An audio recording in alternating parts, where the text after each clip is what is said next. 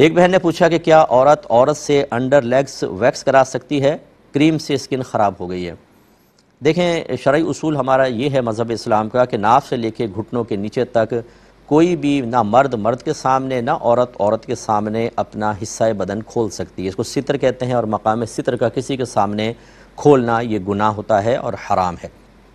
ہاں، ضرورتیں مستثنیٰ ہوتی ہیں، جس کی تفصیل مختصراً میں آپ کو عرض کر دیتا ہوں۔ اس کو سمجھنے والی چیز ہے،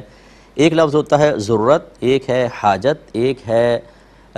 منفعت، اور ایک ہوتی ہے زینت۔ ضرورت میں وہ چیزیں آتی ہیں کہ اس کے بغیر ہم ہلاک ہو جائیں گے۔ حاجت میں وہ چیزیں آتی ہیں کہ اس کے بغیر ہلاک تو نہیں ہوں گے لیکن زندگی دشوار ہو سکتی ہے۔ منفعت میں وہ چیزیں آتی ہیں، نہ ہلاکت نہ زندگی دشوار، ہاں مل جائے تو فائدہ ہوگا، جیسے دو دکانیں تو تیسری دکان اور ہو جائے۔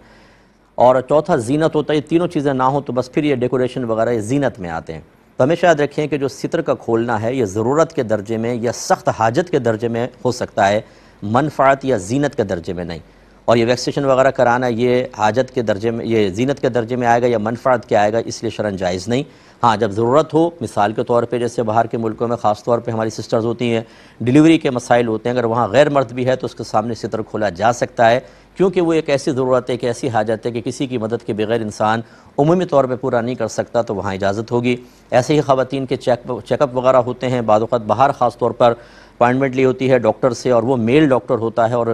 چیک اپ کرانا ہوتا ہے بدن کا، اور وہ اتنا ضروری ہوتا ہے کہ نہ کرائیں تو بیماری بڑھ جائے گی، انفیکشن بڑھ جائے گا، اس سے زندگی سخت دشوار ہو جائے گی، بعض اوقات ہلاکت کی طرف بھی لے جا سکتی ہے، تو ایسی صورت میں پھر وہاں ستر کھولا جا سکتا ہے۔ اسی طریقے سے بعض اوقات اور بھی کئی اس کی مثالیں ہو سکتی ہیں، لیکن بس اب یہ دیکھنا ہوتا ہے کہ جب آپ یہ فیصلہ کرنا چاہیں کہ میں یہ کر سکتا ہوں کہ نہیں، تو ویسے تو میں یہ کہوں گا کہ آپ کسی اچھے مستند مفتی صاحب سے فتویٰ لیں، کیونکہ آپ ہر صورت میں ہر نوعیت میں درست نتیجے تک پہنچ جائیں یہ کوئی لازم نہیں ہے، لیکن ذہن میں رکھیں اتنی بات کہ اگر کوئی آپ ناجائز کام کرنا چاہتے ہیں کہ یار مجھے ضرورت ہے میں ناجائز کر لوں، تو دیکھیں تو صحیح وہ کس درجے میں ہے، کیا اس کے بغیر آپ مر جائیں گے،